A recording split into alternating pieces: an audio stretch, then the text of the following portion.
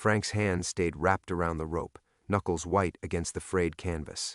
The gym fell silent except for the steady drip of the broken faucet in the corner, a sound that had become the heartbeat of this place over the past 12 years. Arnold stepped deeper into the space, his Italian leather shoes clicking against the concrete floor Frank had mopped every morning since 2011. The briefcase swung casually at his side, like he was delivering lunch instead of dynamite. "You've done well for yourself," Arnold said, scanning the heavy bags, the ring with its patched canvas, the photos of local kids who'd made it out of the neighborhood lining the walls. Very authentic. The word dripped with condescension. Frank released the rope and turned to face the man who'd stolen 36 years of his life. Arnold looked good, too good, the kind of preserved wealthy that money bought you when you didn't spend 15 years eating prison food and sleeping on a cot. "Get out." Frank's voice came out rougher than he'd intended. "Before you hear my offer?" Arnold set the briefcase on the bench press, right next to where Marcus, one of Frank's best kids, had left his homework. The contrast wasn't lost on either of them. Dirty math worksheets next to what Frank assumed was more money than this neighborhood had seen in decades. "I know your offers." Arnold's laugh was the same one Frank remembered from that night behind the arena. Cold, calculating, the kind of sound that preceded someone getting hurt. "Do you? Because this one might surprise you." Arnold clicked open the briefcase. Even from across the ring, Frank could see the neat stacks of hundreds. "I'm buying the building, Stallone. The question is whether you walk away with enough to start over somewhere nice, or whether you walk away with nothing." Frank's sanctuary suddenly felt smaller. The walls pressed in, the same walls where he'd painted over gang tags every few months, where he'd hung his trainer's license next to a photo of himself at 17, before Arnold, before prison, before everything went wrong. "This place isn't for sale." "Actually, it is." Arnold's smirk widened. "Your landlord, Mrs. Kowalski, is 83 and behind on her taxes. The city's moving to auction. I'm simply making sure the transition goes smoothly." The words hit Frank harder than any punch he'd taken in the ring. Mrs. Kowalski had never mentioned tax problems. She'd been collecting his rent like clockwork, never missing a month, never complaining when he'd asked to hang the heavy bags from her basement ceiling or when the kids got too loud during training. "You're lying." Arnold reached into his jacket, the same deliberate motion Frank remembered from that night when Jimmy Castellano had asked too many questions about the fixed fight. Frank's body tensed, muscle memory from 15 years of watching his back in Graterford. But Arnold only pulled out a manila envelope. Tax liens, foreclosure notices, all very public record. He tossed the envelope toward Frank. It landed at his feet, scattering papers across the gym floor. "Mrs. Kowalski owes $67,000. I'm prepared to pay her debt and buy the building for $400,000. Fair market value, plus enough for you to find another location, somewhere far from here." Frank stared at the papers without picking them up. Names and dates and legal stamps that meant Arnold had been planning this for months, maybe years. While Frank had been teaching 12-year-old Marcus how to throw a proper jab, Arnold had been systematically dismantling the foundation beneath his feet. "Why now?" Frank asked. "After 36 years, why now?" Arnold's expression shifted, just for a moment. The practiced smile slipped, revealing something harder underneath. Let's call it unfinished business. The words hung in the air between them like a challenge. Frank knew what unfinished business meant. Jimmy Castellano's family had never stopped asking questions. The Philadelphia police had reopened cold cases from the 80s. And Frank, the only witness to what really happened that night, had built a life that kept him visible, connected to the community, impossible to disappear quietly. "You think buying my gym makes the past go away?" "I think," Arnold said, closing the briefcase with a sharp click, "that smart men know when to take a good deal." "You were always smart, Stallone. Smarter than Jimmy, anyway." The threat was delivered with the same casual tone Arnold might use to comment on the weather. Frank felt the familiar rage building in his chest, the same anger that had gotten him in trouble before he'd learned to channel it into training kids instead of breaking faces. But this time was different. This time, Arnold hadn't cornered some 20-something hothead with more muscle than brains. Frank had spent 12 years learning patience, discipline, control. He'd spent 15 years before that learning what happened when powerful men thought they could push you around without consequences. Arnold headed toward the door, then paused. You have 48 hours to decide, Stallone. After that, the offer expires and you deal with whoever buys this place at auction. Could be developers. Could be someone less sentimental about your situation here. The door swung shut behind him, leaving Frank alone with the dripping faucet and the scattered foreclosure papers and the growing certainty that Arnold's return meant someone was going to die. Frank stood motionless for nearly 10 minutes after Arnold left, staring at the foreclosure papers scattered across the gym floor like fallen leaves. The numbers blurred together, dates, dollar amounts, legal terminology that might as well have been written in a foreign language. But the meaning was clear enough. His sanctuary was built on sand, and Arnold had been watching it shift beneath his feet for months. The familiar sound of sneakers squeaking against concrete broke through his paralysis. Marcus Chen rounded the corner from the locker area, his school backpack slung over one shoulder, hand wraps already dangling from his wrist. 17 years old, barely 130 pounds, but with the kind of hunger in his eyes that Frank recognized. The same desperation that had driven Frank to this same gym 40 years ago. "Coach Frank, you okay?" Marcus paused, taking in the papers on the floor, the way Frank's shoulders sat rigid against his neck. "You look like someone just died." Frank forced his muscles to unclench. This was what mattered, not Arnold's threats or Mrs. Kowalski's tax problems, or the ghost that had followed him out of Graterford 15 years ago. This kid, and the dozen others who showed up here every week, trusting Frank to teach them something more than how to throw punches. "Just some paperwork," Frank said, kneeling to gather the scattered documents. His knees protested, old injuries from his fighting days layered over newer aches from 12 years of demonstrating proper form to teenagers. "You ready to work on that footwork?" Marcus dropped his backpack next to the bench press and started unwrapping his hand wraps with practiced efficiency. "My mom asked about the tournament again. The one in Atlantic City next month." Frank's hand stilled on the papers. The tournament registration fees were due Friday, $200 he'd been planning to pull from next month's rent money. If Arnold was telling the truth about the foreclosure, there might not be a next month. "What did you tell her?" "That you said I was ready." Marcus's voice carried a note of uncertainty that hadn't been there a week ago. "I am ready, right? Coach Tommy at the PAL Center said his guys are going to destroy me. But you always tell us not to listen to other people's noise." Frank stood slowly, folding the foreclosure papers and shoving them into his back pocket. Marcus was more than ready. The kid had been out working fighters twice his size for 6 months, staying after hours to work the heavy bag until Frank had to physically drag him out of the gym. He had the discipline Frank had never learned at 17, the patience that came from understanding that boxing was about building something, not just tearing things down. "Coach Tommy's got a big mouth because he's never had to fight for anything real." Frank moved to the equipment closet, pulling out focus mitts that had been repaired so many times the original leather was mostly duct tape and hope. "You think I'd waste your time if I didn't believe you could win?" The uncertainty melted from Marcus's face, replaced by the fierce concentration that transformed him from a slight teenager into something dangerous. Frank had seen that same transformation in the mirror once, back when he thought boxing was his ticket out instead of Arnold's trap. They worked in comfortable rhythm, Marcus throwing combinations while Frank called out adjustments, the sound of leather against padding echoing off the walls like a meditation. This was the quiet part Frank treasured most, the space between heartbeats where the rest of the world disappeared and there was only the pure geometry of movement, the honest conversation between teacher and student that required no words. "Keep your left up," Frank murmured as Marcus worked through a series of body shots. "Good. Now double it. Feel how much more power you get when you step into it." Marcus nodded, sweat already beading on his forehead despite the November chill seeping through the gym's single-pane windows.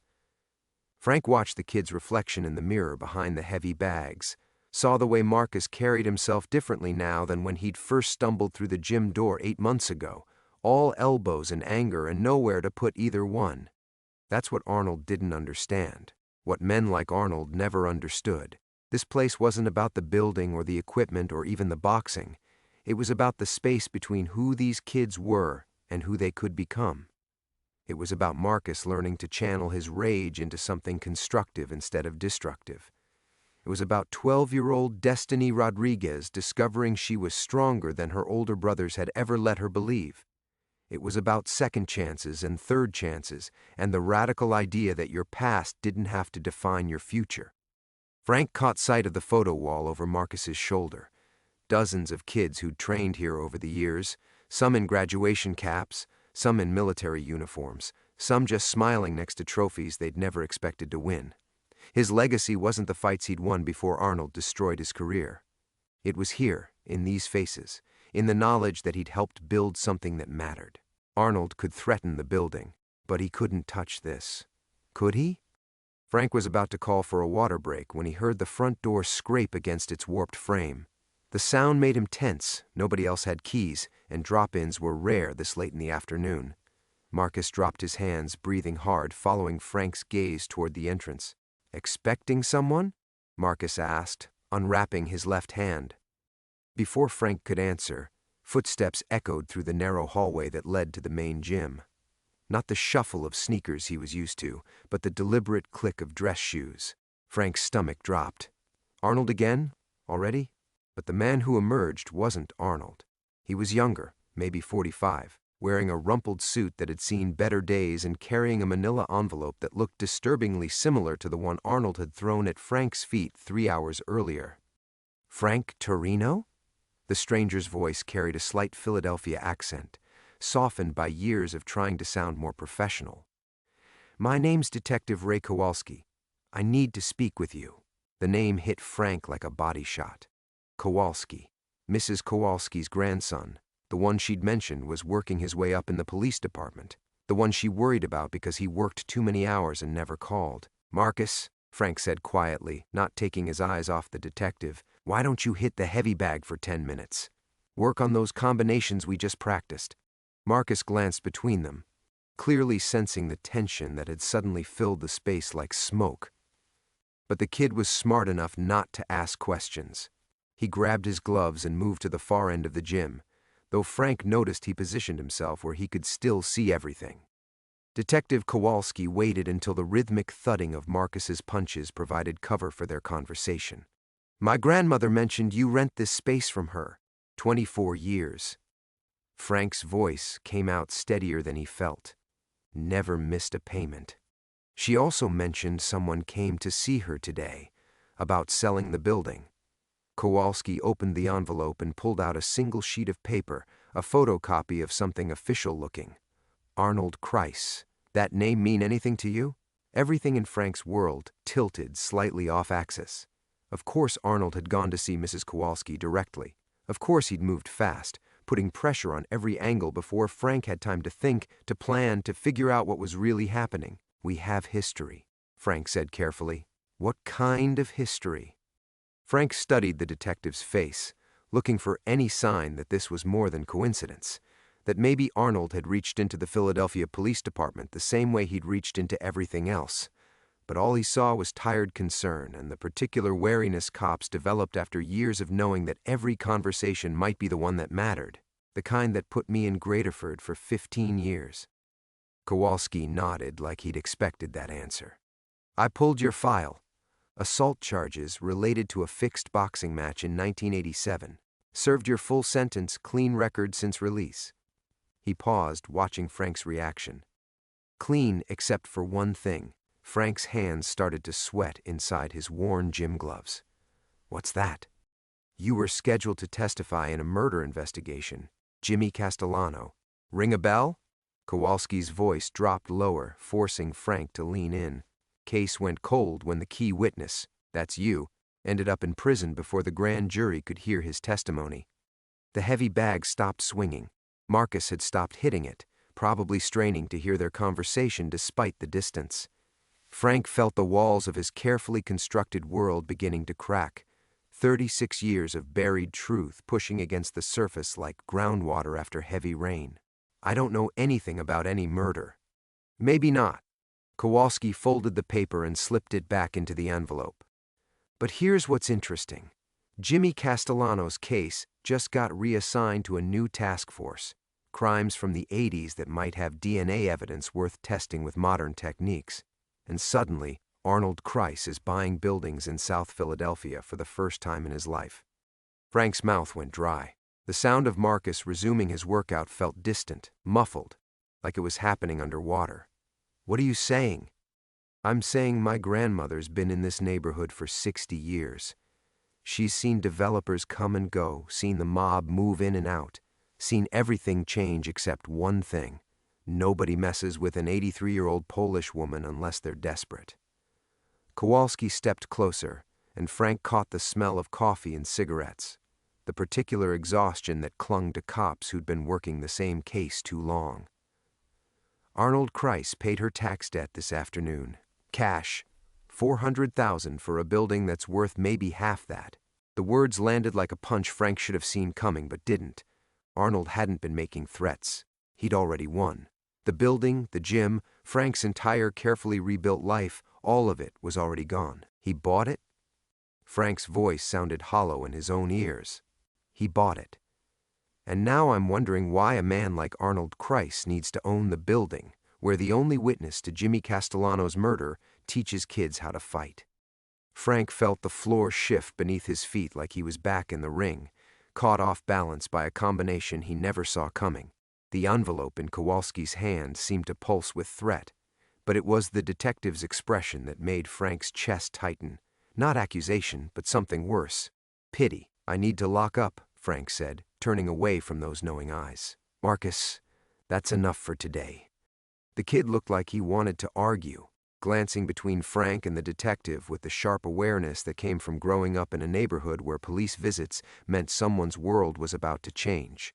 But Marcus had learned to read Frank's moods over 8 months of training, and something in Frank's tone made him start unwrapping his gloves without complaint. "Tournament's still happening, right?" Marcus asked as he gathered his gear. The question carried more weight than it should have. Frank could hear the kid's real fear underneath, the terror of having another adult disappear from his life without warning. "Yeah," Frank lied, because what else could he do? "We'll talk about it tomorrow." Kowalski waited until Marcus left before speaking again. "You can't run from this, Frank. Not anymore." "I'm not running." Frank began turning off the overhead lights one by one, using the familiar routine to keep his hands busy. "I've been here 24 years. That sound like running to you? It sounds like hiding." The words hit harder than they should have. Frank paused with his hand on the light switch, remembering the morning 15 years ago when he'd walked out of Graterford with nothing but the clothes on his back and a promise to himself that he'd never be powerless again. He'd found this place 2 weeks later, a neglected basement that smelled like mold and broken dreams, and spent 6 months of 18-hour days turning it into something that mattered. "What do you want from me?" "The truth about what you saw that night. Before Arnold makes sure we never get the chance to hear it." Frank killed the last light, plunging them into the gray twilight that leaked through the high basement windows. In the dimness, Kowalski looked younger, more like the grandson Mrs. Kowalski worried about than a cop investigating a decades-old murder. "Your grandmother ever tell you about the old days in this neighborhood?" Frank asked. "When the Castellano family ran numbers out of the barber shop on 2 Street? She mentioned it. Jimmy Castellano was different from his old man. Wanted to go legitimate, clean up the family business." Frank started walking toward the door, forcing Kowalski to follow. Some people didn't like that idea. People like Arnold Kreis? Frank's hand stilled on the door handle. Through the small window, he could see Marcus waiting at the bus stop across the street, backpack slung over his shoulder, occasionally glancing back toward the gym. The kid was worried. They all would be worried, once word spread that cops were asking questions, that the safe space Frank had built was maybe not so safe after all. Arnold was connected back then. Not family, but close enough. He had interests in some of the fights, made sure certain outcomes happened the way they were supposed to. Frank's voice dropped to barely above a whisper. "Jimmy started asking questions about those outcomes, and you were there when those questions got answered." Frank closed his eyes, and suddenly he was 28 again, standing in the parking lot behind the Cambria Arena, his face still swollen from the fight he'd been paid to lose. Jimmy had been there to collect Arnold's cut of the betting proceeds, but something had gone wrong. Voices raised, the sound of a car door slamming, then silence that felt too loud, too final. I was supposed to leave right after the fight. Arnold made sure I had somewhere else to be. Frank opened his eyes, meeting Kowalski's gaze in the gathering darkness. But my car wouldn't start. Bad alternator. So I was still there when Jimmy arrived. And you saw Arnold kill him. The words hung between them like a confession Frank had been carrying for 36 years. Part of him felt relief at finally speaking it aloud, but a larger part felt the ground shifting again, the life he'd built threatening to collapse into the hole where his silence used to be. I saw Arnold clean up a problem. Kowalski nodded slowly, like pieces of a puzzle were finally clicking into place. And when you got arrested for the assault charges related to the fixed fight, Arnold made sure I understood that talking about what I'd seen would be bad for my health. Prison was safer than testifying. Frank finally opened the door, cold November air rushing in to fill the space between them. It was supposed to stay buried, but now Jimmy's case is being reopened. DNA evidence, new forensic techniques. Kowalski stepped out onto the sidewalk, his breath visible in the chill. Arnold can't control that like he controlled you. So he's buying up the neighborhood instead. Frank locked the door with hands that trembled slightly, starting with the building where the only witness lives. Across the street, Marcus's bus pulled away, taking the kid home to a world where gyms stayed open and tournaments happened as promised. Frank watched until the taillights disappeared, wondering how many more lies he'd have to tell before this was over. Middle development. The bus exhaust hung in the November air like a judgment. Frank stood on the sidewalk watching the empty street, feeling the weight of Kowalski's presence beside him, and the heavier weight of 36 years of silence finally cracking open. There's more, isn't there? Kowalski's voice cut through the cold. Something you haven't told me yet. Frank's keys bit into his palm. Across the street, the bodega's neon sign flickered, the same erratic pattern it had followed for a decade, like a heartbeat with a murmur. He'd watched that sign through these same windows every night, marking time, thinking he was building towards something. Now he wondered if he'd just been counting down. Jimmy wasn't just asking questions about the fights, Frank said finally. He had proof, documentation, names, dates, amounts. The words felt like pulling glass from an old wound. Arnold didn't just kill him to shut him up. He killed him to get those papers back. Kowalski pulled out a small notebook, pen poised. What kind of documentation? Ledgers, financial records going back 5 years. Jimmy showed them to me the week before he died. Thought I might want to know how much money I'd made other people lose. Frank started walking, needing movement to push the words out. Every fixed fight, every bet, every payoff. All of it written down in Jimmy's careful handwriting. And Arnold got the ledgers? That's what I thought. Frank paused under a streetlight, remembering Jimmy's face in the parking lot that night. Not surprised when Arnold appeared, just tired, resigned, like a man who'd been expecting this conversation for months. But what if he didn't? The question hung between them as they walked past Mrs. Kowalski's building. The windows on the first floor glowed warmly, and Frank could see the detective's grandmother moving around her kitchen, probably preparing dinner for one because her grandson worked too many hours chasing 30-year-old ghosts. You think Jimmy hid them somewhere, Kowalski said. It wasn't a question. Jimmy was smart, methodical. He knew Arnold was going to come for him eventually. Frank stopped walking, struck by a memory so clear it felt like stepping through glass. He asked me something that night, right before Arnold showed up. Asked if I trusted my trainer, Mickey Torino, your uncle.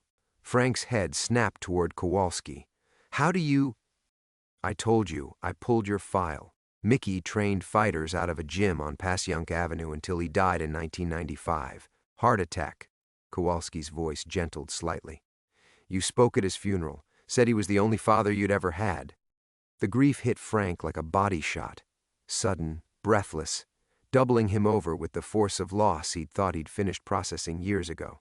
Mickey had been more than a trainer, more than family. He'd been the voice in Frank's corner when everything else went to hell, the one person who'd visited him in Graterford every month for 15 years, bringing news from the neighborhood and photographs of fighters who'd moved on to better lives.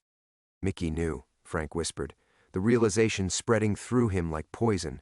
Jimmy gave him the ledgers that night, before he went to meet Arnold. Kowalski stopped writing.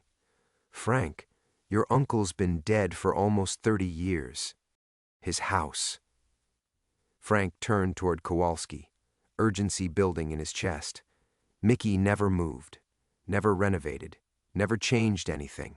When he died, he left everything to the church, St. Monica's on 2 Street. They've been using it as a rectory ever since. You think the ledgers are still there? Frank's mind raced through the implications. If Jimmy had hidden financial records documenting decades of corruption in Mickey's house, and if Arnold had spent 36 years believing those records died with Jimmy, then the DNA investigation wasn't the only threat he was facing. The ledgers would have names, connections, proof of a criminal organization that probably extended far beyond boxing matches. Arnold doesn't just need me silenced, Frank said, his breath coming faster. He needs that house. Kowalski was already pulling out his phone. St. Monica's. That's Father Rodriguez's parish, right? You know him? My grandmother drags me to midnight mass every Christmas. Kowalski scrolled through his contacts. If Arnold's been buying up property systematically, and if he knows what you just figured out. The phone rang twice before a familiar voice answered. Even from 3 feet away, Frank could hear the strain in Father Rodriguez's greeting, the carefully controlled panic of a man trying to sound normal while his world collapsed around him. Ray? Thank God, I was about to call the police. Someone broke into the rectory tonight, tore the place apart, but as far as I can tell, nothing's missing. It doesn't make any sense. Frank met Kowalski's eyes and saw his own dread reflected there. They were too late. Arnold had already figured out what Frank had just realized, had already acted while they stood in the street talking about the past. We're on our way, Kowalski said, ending the call. But Frank knew they wouldn't find anything. Whatever Jimmy had hidden in Mickey's house was gone now, disappeared into Arnold's hands along with Frank's last hope of proving the truth he'd carried for 36 years. The silence he'd maintained to survive was about to become permanent. Frank's phone buzzed as they hurried toward Kowalski's unmarked car. The display showed a number he recognized but hadn't seen in months, the gym's landlord line, the one that had been transferred to Arnold's office yesterday. Answer it, Kowalski said, yanking open the driver's door. Put it on speaker. Frank's thumb hovered over the screen. Part of him wanted to let it ring, to preserve whatever illusion of control he had left. But Arnold wouldn't be calling unless he wanted something, and Frank had learned long ago that ignoring Arnold only made things worse. Frank Arnold's voice filled the car like smoke, smooth and familiar, and carrying the particular satisfaction of a man who'd just won a game everyone else was still trying to understand. I hope I'm not interrupting anything important. Kowalski started the engine but didn't pull away from the curb. Through the windshield, Frank could see St. Monica's bell tower rising above the row houses 6 blocks south, a dark silhouette against the orange glow of the city sky. What do you want, Arnold? I want to clarify something about our conversation yesterday. I may have given you the wrong impression about my motivations. Arnold's tone carried the rehearsed quality of a man who'd been practicing this speech, refining it until every word served his purpose. When I offered to buy your gym, you seemed to think I was trying to hurt you. That's not true. I've always admired your resilience. Frank caught Kowalski's eye and saw his own confusion reflected there. This wasn't how predators usually called to gloat. Arnold sounded almost genuine, which was somehow more terrifying than threats. Resilience, Frank repeated. 36 years of keeping your mouth shut. That takes real strength, Frank. Real loyalty to the idea that some secrets are better left buried. Arnold paused, and Frank could hear papers rustling in the background. Of course, some people don't understand that principle. They think every old story needs to be dragged into the light, regardless of who gets hurt in the process. The line crackled with static, but underneath it, Frank caught something else, the sound of pages turning, deliberate and slow. Arnold had found the ledgers. He was looking at them right now, probably sitting in his climate-controlled office surrounded by 30 years of legitimate success, holding the evidence of crimes that could destroy everything he'd built. You killed Jimmy for those records, Frank said, abandoning any pretense of caution. And now you have them. Arnold's laughter came through the phone like broken glass. Oh, Frank, you still don't understand, do you? After all these years, you still think this is about money. about some old boxing matches that nobody remembers. Then, what's it about? It's about family. Arnold's voice shifted, taking on a weight that made Frank's skin crawl. Jimmy was my nephew, Frank, my sister's boy. I loved him like a son. The words hit Frank like a physical blow. He'd carried the image of Arnold as a cold-blooded killer for 36 years, had built his entire understanding of that night around the assumption that greed and self-preservation had driven the violence. But if Jimmy was family, you're lying. Maria Castellano was my sister. Married into that family when she was 18, had Jimmy 2 years later. Beautiful boy, smart, too smart for his own good. Arnold's voice carried genuine pain now, the kind of grief that couldn't be faked. He came to me that night because he was scared. The ledgers documented more than fight-fixing, Frank. They showed where the real money came from. Drug money, money that certain people, in his father's organization, had been washing through the boxing matches. Frank felt his entire understanding of that night tilting off its axis. So you helped him. I tried to help him. Told him to destroy the records, disappear for a while, let me handle the family politics. Arnold's breathing grew heavier. But Jimmy was stubborn, said he was tired of being afraid, tired of looking over his shoulder.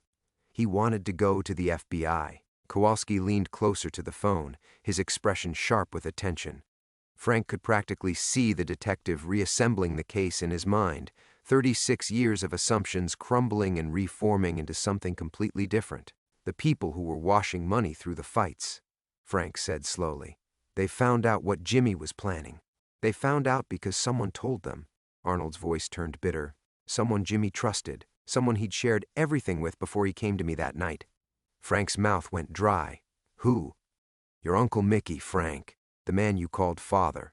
The man who visited you in prison every month for 15 years. Arnold's words came like hammer blows, destroying everything Frank had believed about loyalty and family and the one person who'd never abandoned him.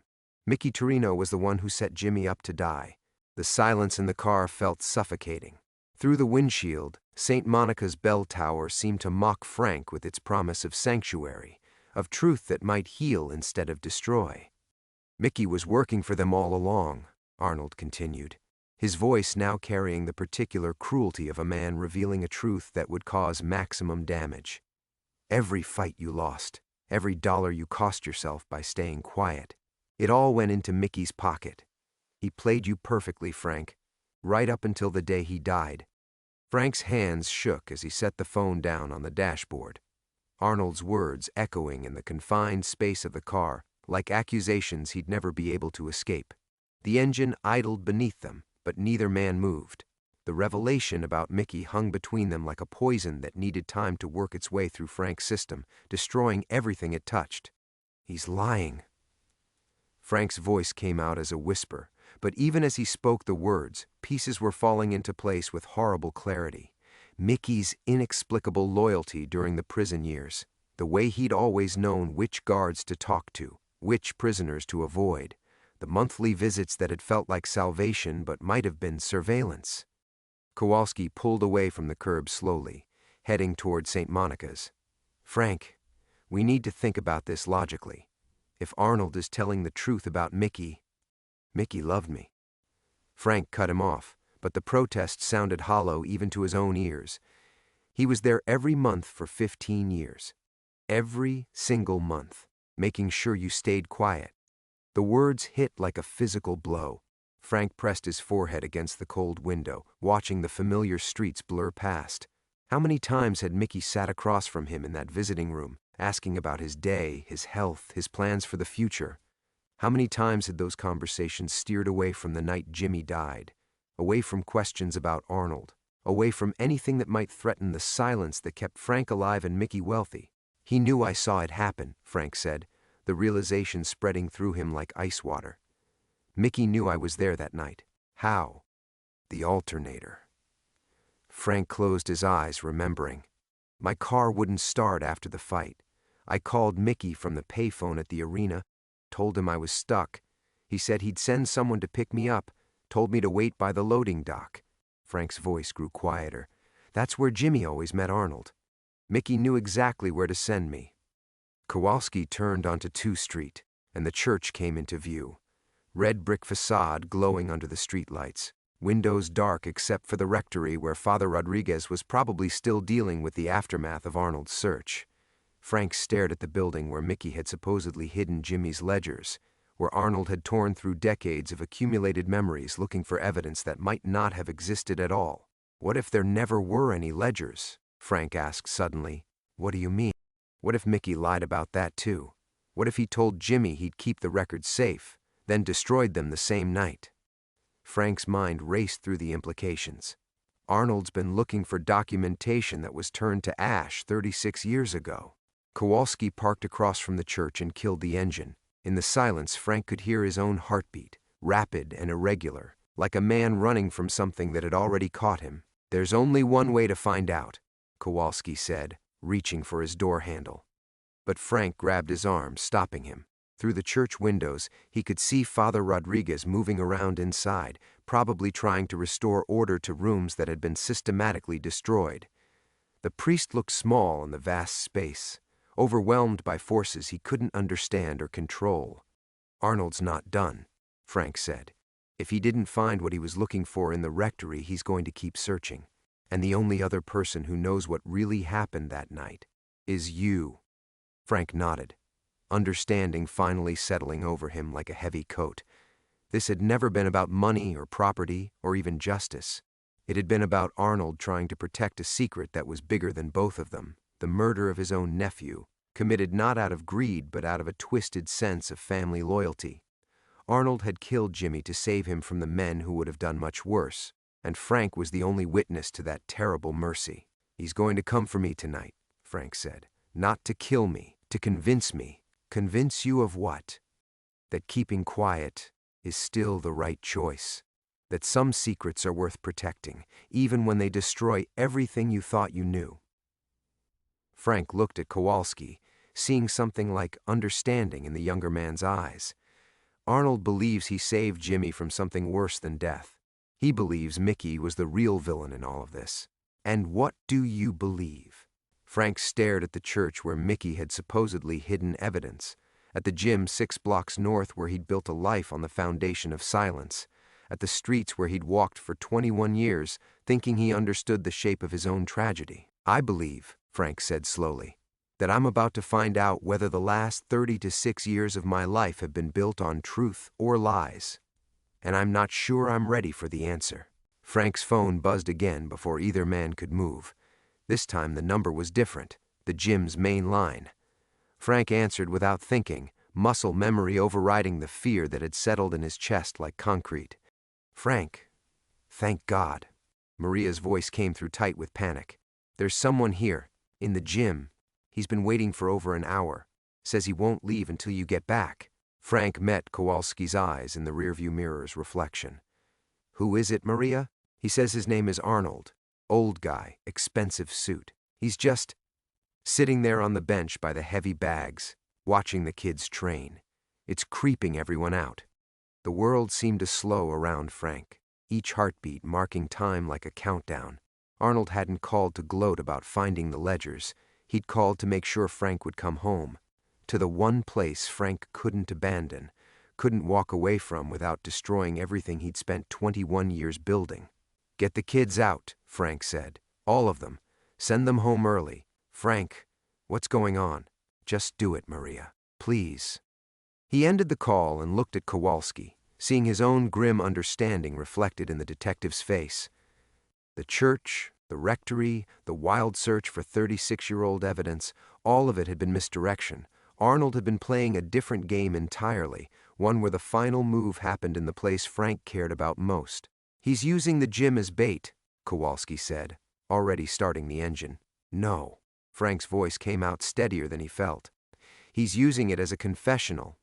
They drove through the South Philadelphia night in silence, past the corner stores and row houses that had witnessed Frank's slow resurrection from ex-convict to neighborhood fixture. Every block brought them closer to a confrontation that felt inevitable, like gravity pulling them toward something that had been waiting 36 years to happen. The gym's windows glowed warm against the December cold, but as they pulled up, Frank could see the space emptying. Kids filed out the front door in clusters, their usual post-training chatter subdued. Maria appeared in the doorway, her face tight with worry as she ushered the last group onto the sidewalk. "You don't have to do this," Kowalski said, but Frank was already getting out of the car. The familiar smell of the gym hit him as he pushed through the front door, leather and sweat and the particular sharp scent of dreams being forged through repetition and pain. Arnold sat exactly where Maria had described, on the bench beneath the framed photographs of neighborhood champions, his expensive overcoat draped carefully to avoid wrinkles. He looked smaller than Frank remembered, diminished by age in a way that the phone calls hadn't conveyed. But his eyes held the same calculating intelligence that had terrified a 28-year-old fighter in a parking lot 3 decades ago. "Frank." Arnold stood as the door closed behind them, leaving just the two of them in the space where Frank had rebuilt his life one lesson at a time. "Thank you for coming. You tore apart a church tonight." Frank stopped in the center of the ring, using the ropes as a barrier between himself and the past. Father Rodriguez didn't deserve that. "You're right. I let desperation make me sloppy." Arnold moved closer, his footsteps echoing in the empty gym. "I've spent 36 years believing Mickey hid those ledgers somewhere, that someday they'd surface and destroy everything I've built. Tonight, I realized the truth, which is, there never were any ledgers. Mickey burned them the same night he betrayed Jimmy. The only evidence that exists now is up here." Arnold tapped his temple with one finger. "And in here." He pointed at Frank. Frank felt something shift in his chest, like a door he'd kept locked finally beginning to open. "So what happens now?" "Now we finish what we started in that parking lot." Arnold reached into his coat, and for a moment Frank tensed, expecting a weapon. Instead, Arnold pulled out a thick envelope. "This is the deed to your building. Paid in full, no strings, no conditions. The gym is yours, Frank, forever." The offer hung in the air between them like a challenge Frank didn't know how to answer. 36 years of silence, bought and paid for with a gift that would guarantee the survival of everything he'd built from the wreckage of his old life. And in exchange? Arnold smiled, but there was no warmth in it.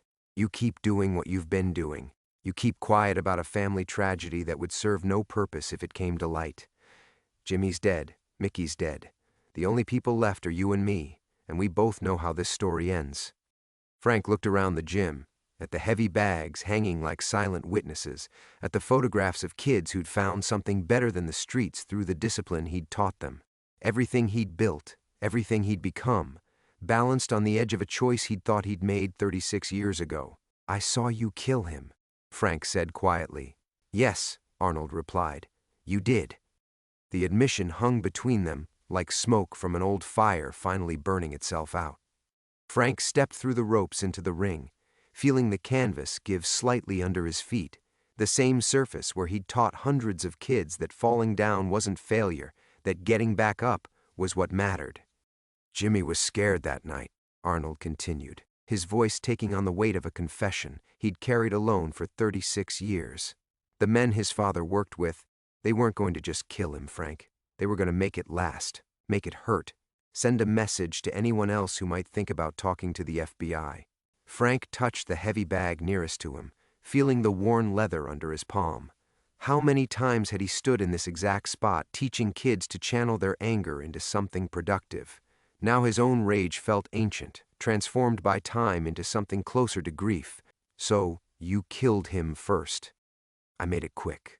Clean." One shot to the back of the head while he was looking at the river. Arnold's eyes never left Frank's face. He never knew it was coming. In that moment, it was the most merciful thing I could do for my sister's son. The envelope sat on the bench between them like evidence in a trial that would never happen. Frank thought about the kids who'd left earlier, sent home early because of sins committed before they were born. Tomorrow they'd be back, expecting the gym to still be here, expecting Frank to still be the man who taught them that honor mattered more than winning. "Mickey knew what you were going to do," Frank said. "It wasn't a question anymore. Mickey arranged it, set up the meeting, made sure you'd be there to witness it. The plan was for you to see Jimmy's murder and assume it was random violence, wrong place, wrong time. You'd go to the police with what you saw. They'd investigate. find nothing, and everyone would move on. Arnold's mouth twisted into something that might have been regret. But Mickey underestimated you. You were too loyal to implicate him in anything, even accidentally, so you said nothing. Frank remembered the visiting room at Graterford, Mickey's monthly pilgrimages that had felt like lifelines. Every conversation carefully steered away from that night. Every question about the future designed to ensure Frank's silence remained absolute. 15 years of manipulation disguised as love. He kept me quiet to protect himself. And me. As long as you stayed silent, nobody would look too closely at what happened that night. Mickey got his money, I got my secret, and you, Arnold gestured around the gym, you got this. A chance to build something real from the ashes of everything you'd lost. Frank walked to the wall where his father's gloves hung in their frame, yellow with age and cracked with decades of waiting. Below them, photos of neighborhood kids who'd found their way through boxing. Some turned professional, others just learned discipline enough to stay out of trouble.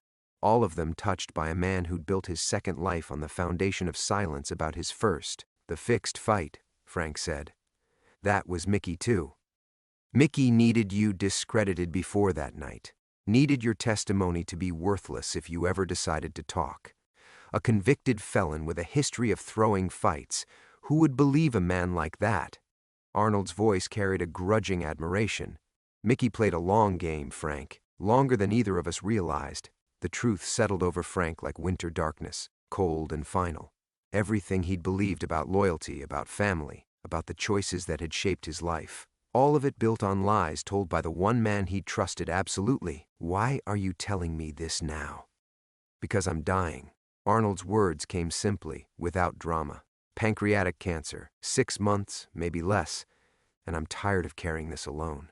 Frank turned from the photographs to study Arnold's face, seeing for the first time the subtle signs of illness, the slight yellowing around the eyes, the way his expensive suit hung loose on a frame that had once carried more weight. The deed is real, Arnold continued. No tricks, no conditions. When I'm gone, this conversation dies with me.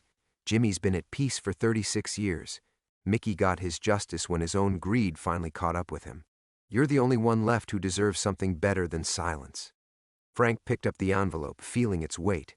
Inside was security, permanence, the guarantee that his life's work would survive him.